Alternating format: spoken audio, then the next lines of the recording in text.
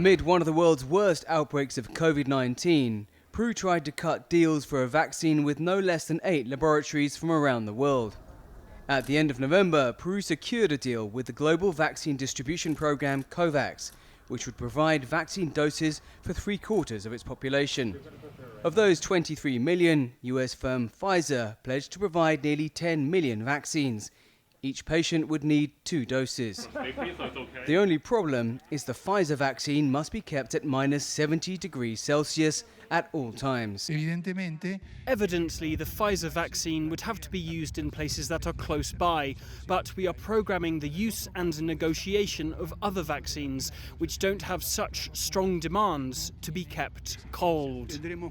Amid confusion, President Sagasti said a vaccine would be available in the first quarter of next year in the country which has seen nearly 37,000 COVID-19 deaths. As summer begins in Peru, there's rising concern about how vaccines requiring such cold temperatures can be transported across a country, not just with mountains, deserts and Amazon rainforest, but also gaping holes in its infrastructure.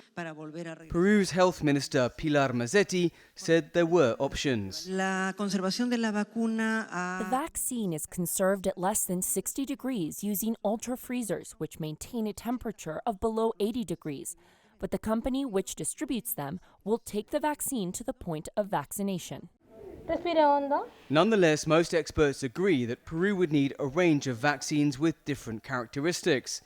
It was one of a handful of countries that joined third-phase clinical trials of a vaccine developed by the Chinese pharmaceutical giant Sinopharm. The first stage of the trial with 12,000 volunteers is nearing completion after being briefly suspended when a test volunteer experienced a neurological problem.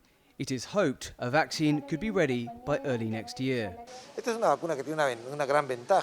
is a vaccine which has a great advantage. It's a vaccine which can be managed at between 2 and 8 degrees Celsius, which is within the vaccine scheme which we use always. There are new vaccines which are conceptually very interesting. They could put humanity a step forward. But first, we have to see if they work. And second, they have very complicated cold chain logistics. They could work in Lima with those characteristics, but we are going to need more than one vaccine.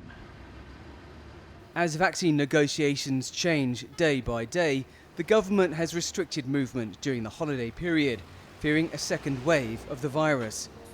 As the country gradually recovers from the worst recession in more than a century, calls for a coronavirus vaccine are getting increasingly louder.